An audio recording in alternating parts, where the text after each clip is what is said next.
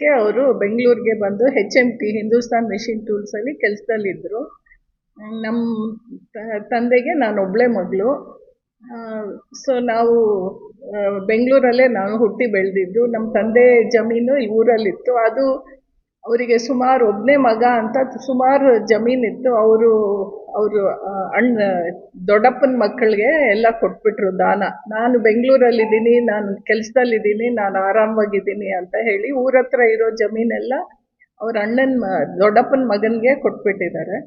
ಆಮೇಲೆ ಅವರು ಇದೊಂಚೂರು ಜಾಗ ಇಟ್ಕೊಂಡು ಇನ್ನೆಲ್ಲ ಕೊಟ್ಟಿದ್ದಾರೆ. ಯಾಕೆಂದರೆ ನಮ್ಮ ತಂದೆ ನಮ್ಮದು ಜಮೀನು ಅವ್ರ ಜಮೀನೆಲ್ಲ ಪಕ್ಕ ಇದೆ. ಇನ್ಯಾರನ್ನಾದ್ರೂ ಕರ್ಕೊಂಬಂದರೆ ಅವ್ರಿಗೆ ತೊಂದರೆ ಆಗುತ್ತೆ, ಇನ್ಯಾರಿಗಾದ್ರೂ ಮಾರಿದ್ರೆ ಅಂತ ಎಲ್ಲ ಅವರು ಸ್ವಂತದವ್ರಿಗೆ ಸುಮ್ಮನೆ ಕೊಟ್ಟಿದ್ದಾರೆ.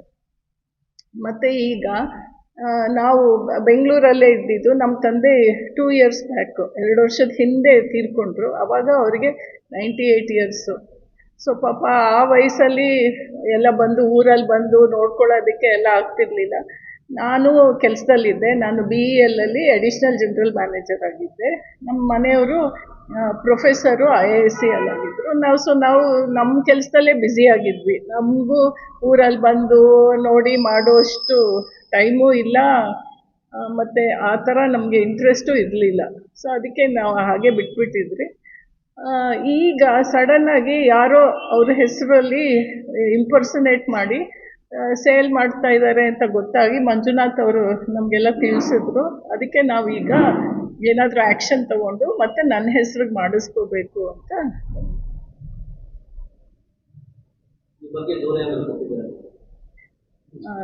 ಅದೇ ಈಗ SP-ನ ಮೀಟ್ ಮಾಡಿ ಬಂದ್ವಿ, ಚಿಕ್ಕಬಳ್ಳಾಪುರ SP-ನ ಮೀಟ್ ಮಾಡಿದ್ವಿ. ಅವರು ಈ ಕೇಸ್ನ ಚಿಂತಾಮಣಿ ಪೊಲೀಸ್ ಸ್ಟೇಷನ್ ಅಲ್ಲಿ ಕೊಡಬೇಕು ಅಂತ ಹೇಳಿದ್ದಾರೆ. ಸೊ ಅಲ್ಲಿಗೆ ಇದು ರೆಫರ್ ಮಾಡಿ ಫೋನಲ್ಲಿ ಇದು ನಮ್ಮ ಕೇಸ್ ಮುರಳೀಧರ್ ಅಂತ ಯಾರೋ ಇದ್ದಾರಂತೆ, ಅವರಿಗೆ ಕೊಡಿ ಅಂತ ಹೇಳಿದ್ರು. ಇದಾರಲ್ವಾ ಯಾರು ಭಾಸ್ಕರ್ ಅವರು, ಅವ್ರ ಹತ್ರ ರಿಕ್ವೆಸ್ಟ್ ಮಾಡ್ಕೊಂಡು ನಂತರ ಇವರು AC ಇದ್ದಾರಲ್ವ ಅಶ್ವಿನಿ, ಇವರೆಲ್ಲ ನಮ್ಮ ಜೊತೆ ಸೈನ್ಸ್ ಸೆಂಟ್ರಲ್ಲಿ ಕೆಲಸ ಮಾಡೋರೆ. ಅವರು ಸಾಹೇಬ್ರಿಗೆ ಹಿಂಗಾಗಿದೆ ಅಂತ ಹೇಳ್ಬಿಟ್ಟು ಎಲ್ಲ ಅಲ್ಲೇ ನಿಲ್ಲಿಸಿ ಇನ್ನೇನು ಬರಬೇಡಿ ಸರ್, ಅದೆಲ್ಲ ಪ್ರೊಸೀಜರ್ ಎಲ್ಲ ನಾವೇ ಮಾಡ್ತೀವಿ, ಮಿಕ್ಕಿದ್ದೆಲ್ಲ ಈ ಕಂಪ್ಲೇಂಟ್ಸು ಅದೆಲ್ಲ ನೀವು ಕೊಡಿ ಅಂತೇಳಿ ಅಶ್ಯೂರೆನ್ಸ್ ಕೊಟ್ಟಿದ್ದಾರೆ. ನಮಗೆ ಹಿಂಗಾದರೆ ಬಡವರ ಗತಿ ಅನ್ನೋದು ನಮಗೊಂದು ಆಶ್ಚರ್ಯ, ಹಿಂಗಾಗುತ್ತಾ ಅಂತ. ಸೊ ಅದರಿಂದ ಅಲ್ಲಿಂದ ಬಂದು ಇಲ್ಲಿ ಕೂತು ಮಾತಾಡ್ತಾ ಇದ್ದೀವಿ. ದಯವಿಟ್ಟು ಇದನ್ನು ಪಬ್ಲಿಸಿಟಿ ಮಾಡಿ ಇನ್ನೊಬ್ಬರಿಗೆ ಮೋಸ ಆಗದಂಗೆ ಇದು ತಡೆಗಟ್ಟಿದ್ರೆ ಒಳ್ಳೆಯದು ಅಂತ ನಮ್ಮ ಆಸೆ. ನನ್ನ ಹೆಸರು ಪ್ರೊಫೆಸರ್ KPJ ರೆಡ್ಡಿ. ನಾನು ಇಂಡಿಯನ್ ಇನ್ಸ್ಟಿಟ್ಯೂಟ್ ಆಫ್ ಸೈನ್ಸಲ್ಲಿ ಪ್ರೊಫೆಸರ್ ಆಗಿದ್ದೆ. ಈಗ ಗೌರಿಬಿದನೂರಲ್ಲಿ ದೊಡ್ಡದು 200 ಎಕರೆನಲ್ಲಿ doctor H. Narasimhaiah international science centre ಅಂತ ಕಟ್ತಾ ಇದೆ ಮಕ್ಕಳಿಗೋಸ್ಕರ. ಇವತ್ತು ಚಿಕ್ಕಬಳ್ಳಾಪುರ ಜಿಲ್ಲೆ ಚಿಂತಾಮಣಿ ತಾಲೂಕಿನಲ್ಲಿ ಮಸ್ಲಳ್ಳಿ ಗ್ರಾಮದಲ್ಲಿ ಸರ್ವೆ ನಂಬರ್ 17/1ರಲ್ಲಿ ಏನು 4 ಎಕರೆ 8 ಗುಂಟೆಯನ್ನು ಅಶ್ವಥ್ ನಾರಾಯಣ್ ಸರ್ ಅವರ ಹೆಸರಲ್ಲಿರುತ್ತೆ. ಅವರು HAL ಕಂಪ್ನಿಯಲ್ಲಿ ಕೆಲಸ ನಿರ್ವಹಿಸ್ತಾರೆ, ಸರ್ಕಾರಿ ಕೆಲಸ. ಅವರು 2023ರಲ್ಲಿ ಮರಣ ಹೊಂದ್ತಾರೆ. 2025ರಲ್ಲಿ ಅನಾಮಿಕವಾಗಿರೋಂಥ ನಾರಾಯಣ ಸ್ವಾಮಿ ಅವರು ಮಸ್ಲಳ್ಳಿ ಗ್ರಾಮದವರೇ ಒಬ್ಬ ಅಶ್ವಥ್ ನಾರಾಯಣ್ ಅವರನ್ನು ಸೃಷ್ಟಿ ಮಾಡಿಸಿ ಆಧಾರ್ ಕಾರ್ಡ್ ಎತ್ಕೊಬಂದು, ಆದರೆ ಸರ್ಕಾರಿನೇ ಅವರು ಡಿಪ್ಲೊಮಾ ಇಲ್ಲ, ನೋಂದಣಿ ಆಫೀಸಲ್ಲಿ ಆಧಾರ್ ಕಾರ್ಡ್ OTP ನಂಬರ್ ಇಲ್ಲ, ಏನೂ ಇಲ್ಲ. ಅದನ್ನು ನೋಂದಣಿಯ ಕ್ರಯಪತ್ರ ಮಾಡಿಸ್ಬಿಟ್ಟು ಮಾರಾಟ ಮಾಡಿಬಿಟ್ಟು ಅದನ್ನು ಒಂದು ಅಲ್ಲಿರುವಂಥ ಸ್ಥಳೀಯರು ಒಂದು ಅಷ್ಟು ಗುಂಪು ಕಟ್ಕೊಂಡು ಇವತ್ತು ಈ ಭೂಮಾಫಿಯಾ ಕೆಲಸವನ್ನು ಮಾಡ್ತಾ ಇದ್ದಾರೆ. ಇದು ಸಚಿವರ ಕ್ಷೇತ್ರ ಆಗಿರೋದ್ರಿಂದ ಚಿಂತಾಮಣಿಯಲ್ಲಿ ಈ ಥರ ಆದರೆ ಇನ್ನು ಈ ಡಿಸ್ಟಿಕ್ ಪೂರ್ತಿಯಲ್ಲಿ ಇನ್ನೇನು ಅನಾಗತಿಗಳಾಗ್ತಾ ಇದೆಯೋ ಗೊತ್ತಿಲ್ಲ. ಇವತ್ತು ಇಂತಹ ಅನಾಹುತ ಘಟನೆಗಳನ್ನು ತಡೆ ಹಿಡಬೇಕಾಗಿ ಸಚಿವರಲ್ಲಿ ಮನವಿ ಮಾಡ್ಕೊತಾ ಇದ್ದೀವಿ. ಯಾಕಂದರೆ ಇವರು ಸಚಿವರವರ ನೆಂಟರೇ ಆಗಿರೋದ್ರಿಂದ ಅವ್ರದ್ದೇ ಹಿಂಗಾದರೆ ಸಾಮಾನ್ಯ ಜನರ ಗತಿ ಏನಾಗುತ್ತೆ ಅಂತ ಮುಂದಿನ ದಿವಸದಲ್ಲಿ ಇದೇನು ದೊಡ್ಡ ಒಂದು ದುರಂತ ಕೆಲಸ ಆಗಿರೋದ್ರಿಂದ ಇದನ್ನು ಈಗಲೇ ಎಚ್ಚೆತ್ಕೊಂಡು ನಮ್ಮ ಸಚಿವರು ಇವ್ರ ಮೇಲೆ ಏನು ತಪ್ಪು ಮಾಡಿದೆ ಅವ್ರ ಮೇಲೆ ಕಾನೂನು ಕ್ರಮ ಜರುಗಿಸಿ ಇದನ್ನೆಲ್ಲ ಸರಿಪಡಿಸ್ಬೇಕು. ಇಲ್ಲದಿ ನಾರಾಯಣ ಸ್ವಾಮಿ ಅವರು ಅನ್ನೋರು ಮಸ್ಲಳ್ಳಿ ಗ್ರಾಮದಲ್ಲಿರುವಂಥ ನಾರಾಯಣ ಸ್ವಾಮಿನೇ, ಅವರೇ ಡಿಪ್ಲೊಮಾ ಸೈನ್ ಹಾಕಿದ್ದಾರೆ, ಅವರೇ ಸಾಕ್ಷಿಗಳು ಎತ್ಕೊ ಬಂದವ್ರೆ, ಅವರೇ ಪತ್ರ ರೆಡಿ ಮಾಡ್ಕೊಂಡಿದ್ದಾರೆ. ಅವರು ಮಾತಾಡಿ ಒಂದು ಗುಂಪು ಕಟ್ಕೊಂಡು ಆ ಗುಂಪಿನವ್ರು ಹೋಗ್ಬಿಟ್ಟು ಸಬ್ರಿಜಿಸ್ಟ್ರನ್ನ ಎಲ್ಲ ಮ್ಯಾನೇಜ್ಮೆಂಟ್ ಮಾಡಿಕೊಂಡು OTP ನಂಬರ್ ಬರ್ದೇನೆ ಏನು ಇಲ್ದೇನೆ ಈ ಥರ ತಪ್ಪು ದಾಖಲೆಗಳನ್ನು ಸೃಷ್ಟಿ ಮಾಡಿ ನೋಂದಣಿ ಮಾಡಿಬಿಟ್ಟಿರ್ತಾರೆ. ಆ ನೋಂದಣಿ ಮಾಡಿದ ತಕ್ಷಣವೇ ನಾವು RIಗೆ ಹೇಳಿದಾಗ ನೀವ್ಯಾರು ದೂರು ಕೊಡೋಕ್ಕೆ ನೀವ್ಯಾರು ಕೇಳಿದಾಗ ಅಂತ ಸ್ಥಳೀಯರ ಕೈಯಲ್ಲಿ ಒಂದು ದೂರು ಕೊಡಿಸ್ತೀವಿ. ತಹಶೀಲ್ದಾರ್ಗೆ ಕೇಳ್ತೀವಿ, ಸರ್ ಈ ಥರ ಎಲ್ಲ ಆಗ್ತಿದೆಯಲ್ಲ ಇದ್ರ ಬಗ್ಗೆ ಅಂತ ಹೇಳ್ಬಿಟ್ಟು. ಅದಕ್ಕೆ ನಾವೇನು ಮಾಡಬೇಕು ಅಂತ ಉಡಾಪೆ ಉತ್ತರ ಕೊಟ್ಟರು. ಆಗ ಸರ್ ಕಡೆಯಿಂದ ಬಂದು DC ನಾವು ಕಂಪ್ಲೇಂಟ್ ಕೊಡಿ, ADC ಕಂಪ್ಲೇಂಟ್ ಕೊಟ್ಟಾಗ ಅವರು ಫೋನ್ ಮಾಡಿ ಏನಪ್ಪ ನಮ್ಮ ಈ ಥರ ಒಳ್ಳೆ ಹೆಸರಿರುವಂಥ ಅವ್ರದ್ದು ಜಮೀನುಗಳೇ ಹೋದರೆ ಹೆಂಗೆ ನೋಡಿ ತಡೆ ಹಿಡಿದು ತನಿಖೆ ಮಾಡಿ ಅಂದಾಗ ಅವರು ದಾಖಲಾತಿಗಳನ್ನು ಪೂರೈಸಿರೋದ್ರಿಲ್ಲ.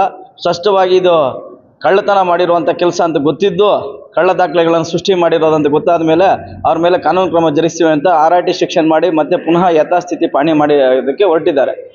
ಅಂಥ ಸಮಯದಲ್ಲಿ ಆಮೇಲೆ ಪುನಃ ಇವರಿಗೆ ಪೌತಿಕಾತಿ ಮಾಡೋದಕ್ಕೆ ಕೇಳ್ಕೊಂಡ್ವಿ.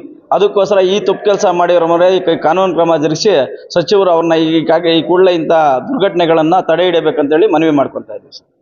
ಕಾನೂನು ಕ್ರಮ ಜರುಗಿಸ್ಬೇಕಂತ ಹೇಳ್ಬಿಟ್ಟು ಇದು ಯಾರು ತಪ್ಪಿದಸ್ಥರಿದ್ದಾರೋ ಅವ್ರ ಮೇಲೆ ಎಲ್ಲ ಕಾನೂನು ಕ್ರಮ ಜರುಗಿಸ್ಬೇಕಂತ ಹೇಳ್ತಾ ಇದ್ದೀವಿ.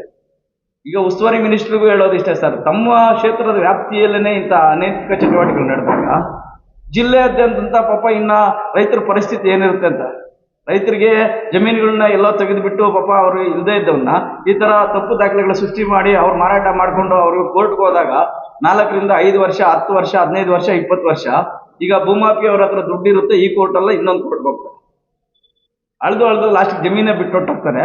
ಆ ಥರ ಆಗಬಾರ್ದು. ಈ ಥರ ಏನಂತ ಕಾನೂನು ಕ್ರಮ ಜರುಗಿಸ್ಬೇಕು. ತಪ್ಪಿದಸ್ಥರು ಇರೋದ್ರ ಮೇಲೆ ದಾಖಲಾತಿಗಳನ್ನ ಪರಿಶೀಲನೆ ಮಾಡದೇನೆ ನೋಂದಣಿ ಮಾಡಬಾರ್ದು. ದಾಖಲಾತಿಗಳನ್ನ ಇಲ್ಲದೇನೆ ಏನಂದ್ರೆ ಇನ್ನೊಂದು ವಿಚಾರವಾಗಿ ಅಲ್ಲೇ ಚಿಂತಾಮಣಿಯಲ್ಲೇ ನೋಡಿ ಸರ್, 3 ವಂಶವೃಕ್ಷ ಕೊಡ್ತಾರೆ. ಒಬ್ಬ RI ಅವರು 3 ವಂಶವೃಕ್ಷ ಕೊಡ್ತಾರೆ. 20,000 ಕೊಟ್ಟರೆ ಒಂದು ವಂಶವೃಕ್ಷ ಕೊಡ್ತಾನೆ ನಮ್ಮ ಕೋರ್ಟ್ಗೆ.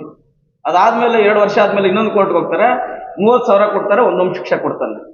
ಅದಾದ್ಮೇಲೆ ಈಗ ರೀಸೆಂಟ್ ಕೋರ್ಟ್ಗೆನೆ ಇನ್ನಿಬ್ಬರು ಸೇರಿಸಿ ಇನ್ನೊಂದು ವಂಶವೃಕ್ಷ ಕೊಡ್ತಾನೆ. 2 ತಾತ 2 ಅಜ್ಜಿ. ಚಿಂತಾಮಣಿಯಲ್ಲಿ ಅದೇ ಚಿಂತಾಮಣಿಯಲ್ಲಿ ಮಸ್ಲಳ್ಳಿ ಗ್ರಾಮದ RI ಅವರು 3 ವಂಶವೃಕ್ಷ. ಇನ್ನೊಂದು ಜನರಲ್ ಈಗ ಒಂದ್ ಕಡೆ ತಿಗಳರು ಅಂತ ಕೊಡ್ತಾರೆ ಕ್ಯಾಸಟ್ಪೇಟಲ್ಲಿ ನೋಡಿ, ತಿಗಳರು ಅಂತ. ಇನ್ನೊಂದ್ ಕಡೆ ಕೊರಿಚೂರು ಅಂತ ಕೊಡ್ತಾರೆ. ಒಂದ್ ಕಡೆ ತಿಗಳರು ಅದೇ ಅವ್ರಿಗೆ, ಇನ್ನೊಂದ್ ಕಡೆ ಕೊರಿಚೂರು. ಒಬ್ಬೊಬ್ಬರಿಗೆ 2 ಕ್ಯಾಸಟ್ಪೇಟು, 2-3 ವಂಶವೃಕ್ಷ, ಸತ್ತೋಗಿರೋರ ಹೆಸರಲ್ಲಿರುವಂಥ ಜಮೀನುಗಳನ್ನೂ ಕಬ್ಜಾ ಮಾಡಂತನ. ಏನು ತಾಲೂಕು ಆಡಳಿತ ವ್ಯವಸ್ಥೆ ಏನಾಗ್ತಿದೆ ಅಂತ ಚಿಂತಾಮಣಿಯಲ್ಲಿ ಗೊತ್ತಾಗ್ತಾ ಇದೆ. ತಹಶೀಲ್ದಾರ್ನವ್ರು ಪ್ರಶ್ನೆ ಮಾಡಿದಾಗ ಸರ್ ಅವೆಲ್ಲ ನಾವು ಎನ್ಕ್ವೈರಿ ಮಾಡ್ಕೊಂಡು ಕುತ್ಕೊಳ್ಳೋಕ್ಕಾಗುತ್ತಾ ಅಂತ ಉಡಾಪೆ ಉತ್ತರ ಕೊಡೋದಂತ ತಹಶೀಲ್ದಾರ್ ಹೇಳಿದ್ರು. ಸರ್ ಈಗ ಇವ್ರನ್ನ ಒಂದು ವಂಶವೃಕ್ಷ ಆದಮೇಲೆ ಸರ್ಟಿಫೈ ಆದರೆ ಗ್ರಾಮ ಸಹಾಯಕರು ಮತ್ತು VI/RIಗಳು ರಿಪೋರ್ಟ್ ಹಾಕಿದ್ಮೇಲೆ ಪುನಃ ಅದನ್ನು ಅವರೇ ಯಾಕೆ ರಿಜೆಕ್ಟ್ ಮಾಡ್ತಾರೆ? ತಮ್ಮ ಗಮನಕ್ಕೆ ಗೊತ್ತಾಗಲ್ಲ ಸರ್ ಏನು ಕಾರಣ ಅಂತ ಹೇಳ್ಬಿಟ್ಟು ಅಂತ. ಏನೋ ಒಂದು ಶರ ಬರೆದು ಬಿಟ್ರೆ ಅದಕ್ಕೇನು ಸರ್ 2 ಅಜ್ಜಿ ಬಂದ್ಬಿಟ್ರೆ 2 ತಾತ ಬಂದ್ಬಿಟ್ರೆ 2 ತಾತ 4 ತಾತ ಇರೋದು ಅಂತ ಅದು ನೋಡಿದ್ದೀನಿ ಸರ್. ಸೇರ್ಸೋವಾಗ ಒಂದು ವಂಶವೃಕ್ಷ ಮಾಡಿದಾಗ ಅದಕ್ಕೆ ಈ ಕೋರ್ಟ್ ಕೊಟ್ಟಾಗ ಏನಿರುತ್ತೆ ಇನ್ನೊಂದು ಕೋರ್ಟ್ಗೆ ಅದೇ ಇರುತ್ತಲ್ಲ ದಾಖಲಾತಿಗಳು. ಒಂದೊಂದು ಕೋರ್ಟ್ಗೆ ಒಂದೊಂದು ಕೊಟ್ಟಿದ್ದಾರಲ್ಲ ಹಿಂಗೆ ಸರ್ ಅಂತ. 3 ವಂಶವೃಕ್ಷ ಕೊಟ್ಟಿರೋದನ್ನ ನಾವು ಅವ್ರ ಕ್ವಶನ್ ಕೇಳಿದಾಗ VIಗಳೆಲ್ಲ ತಪ್ಪು ಮಾಡಿಬಿಟ್ಟಿರ್ತಾರೆ ಸರ್. ಅದು ಅವ್ರು ಹೇಳಿಕೆ ಕೊಟ್ಟಿರ್ತಾರೆ, ಹೇಳಿಕೆ ಪ್ರಕಾರ ಮಾಡಿರ್ತೀವಿ, ಅದನ್ನು ಸಂಪೂರ್ಣ ತನಿಖೆ ಮಾಡಿ ವಜಾ ಮಾಡ್ತೀವಿ ಸರ್. ಸರ್ 3 ವಂಶವೃಕ್ಷನ ನೀವೇ ಕೊಟ್ಟಿದ್ದೀರಲ್ಲ ಸರ್ ಈಗ ಆನ್ಲೈನಲ್ಲಿ, ಇದಕ್ಕೇನು ಹೇಳ್ತೀರಾ ಅಂತ ಕೇಳಿದ್ರೆ ಹಂಗೆ ಹೇಳ್ತಾರೆ. ಒಂದೇ ಒಂದು ವಿಚಾರಕ್ಕೆ ಕೋರ್ಟ್ ಪ್ರವೇಶ ಮಾಡಿದಾಗ 3 ಸಾರಿ 3 ರಿಂದ 4 ವರ್ಷ ಒಂದೊಂದು ಕೋರ್ಟ್ ಆಗುತ್ತೆ. 2-3 ಕೋರ್ಟ್ಗೆ ಹೋಗೋಷ್ಟಕ್ಕೆ ಸುಸ್ತಾಗಿ ಸಾಲಗಾರನಾಗಿ ನೇಣು ಹಾಕೊಂಡು ಸುತ್ತಾಗ್ಬಿಡ್ತಾರೆ. ರೈತರು ಆತ್ಮಹತ್ಯೆ ಮಾಡ್ಕೊಂತಾರಂತೆ. ಯಾಕೆ ಮಾಡ್ಕೊಳ್ಳಲ್ಲ ಆತ್ಮಹತ್ಯೆ? ಒಂದು ಬೆಳೆ ನಷ್ಟ ಆಗುತ್ತೆ, ಕೇಸ್ಗೆ ಓಡಾಡಕ್ಕೆ ದುಡ್ಡಿರಲ್ಲ, ಏನಾದರೂ ಮಳೆ ಬರಲಿಲ್ಲ ಅಂದರೆ ಬೆಳೆ ನಷ್ಟ ಆಯ್ತಂತೆ, ಇನ್ನು ಅದು ಹೋಯ್ತು, ಜಮೀನು ಹೋಯ್ತು, ಲಾಸ್ಟಿಗೆ ಪ್ರಾಣಾನ ಕಳ್ಕೊಳ್ಳೋ ಪರಿಸ್ಥಿತಿಗೆ ಬರ್ತಾರೆ.